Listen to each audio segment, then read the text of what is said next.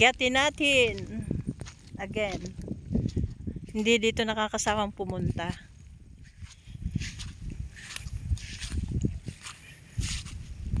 Nakapag ano ka na, nakapag solemnize ka na.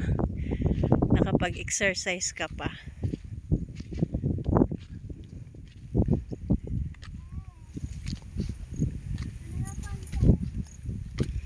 Ganito kaganda ang ang dito, nature. Ang ganda-ganda ng nature.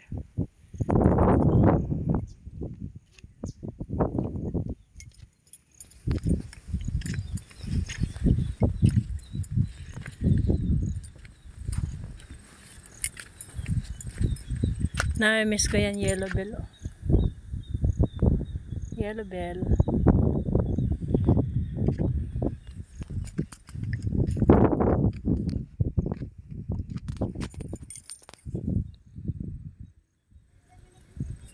May ganito din sa somewhere in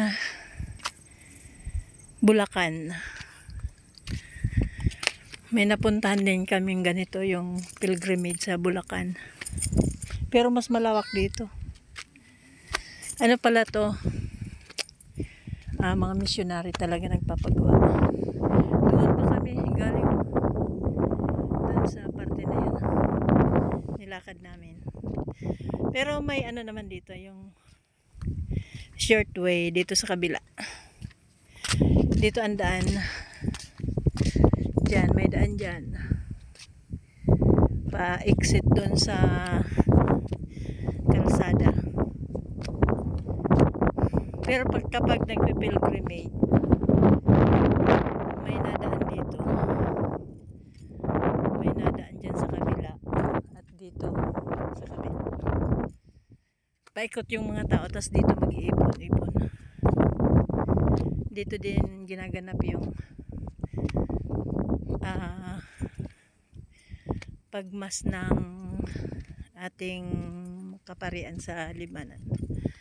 Dito ginaganap tuwing Holy Week.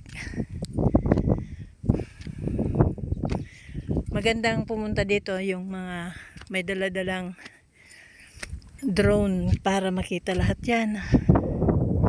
Mas maganda yung kapag kumuha ng scenery dito, yung yung drone ang gamit para kitang-kita lahat yung kagandahan na yan.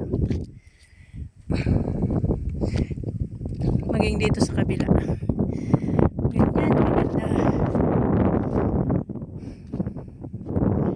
Napakabuti talaga ng Diyos.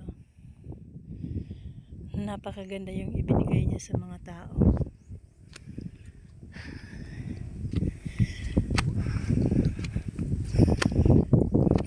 Yung mga tao lang ang minsan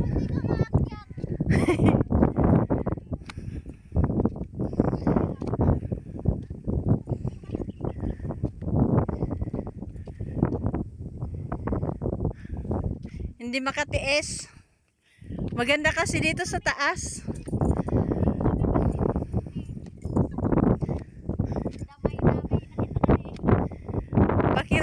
Pakiramdam ko pag nandito tayo sa taas, parang mas malapit tayo sa kanya. Tingnan mo ang kagandahan na binigay ng Diyos sa mga tao. Tingnan mo, ang ganda-ganda talaga.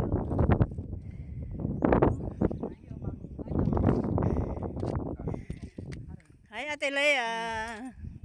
Mayo kung dito mo Si Kuya. classmate ko siya. Kaklase, nagtagpo kayo dito? Mga barkada. Mga barkada. Kaya sabi ko nga sa iya, ang agom mo, so ganun sa klase.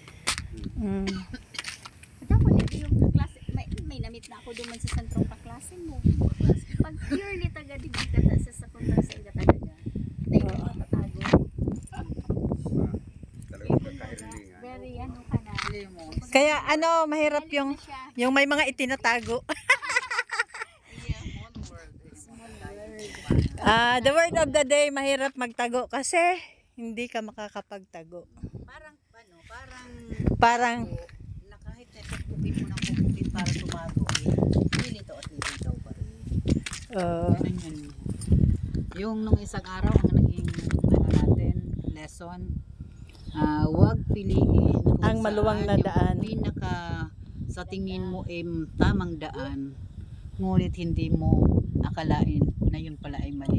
Hanapin mo at masusumpungan mo kung saan maraming mga obstacle, maraming masalimuot na daan, pero nandun pala nag-aantay ang inilaan para sa iyo.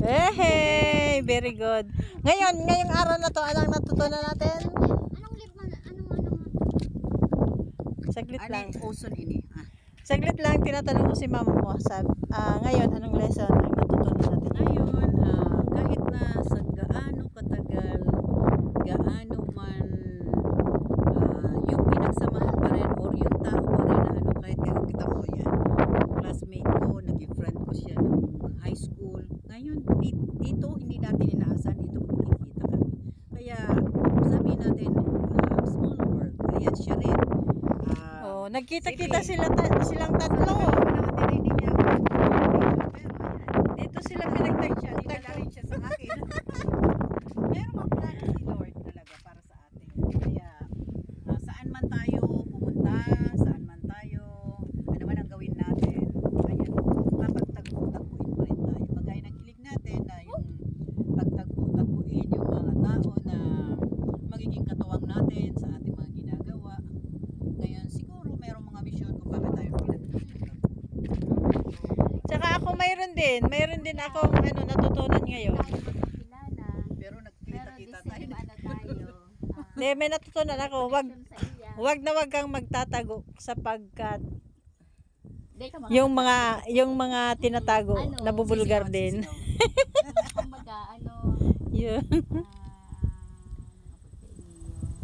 Pinag-connect ng tao. Kagaya rin yung kay Joy. Oh.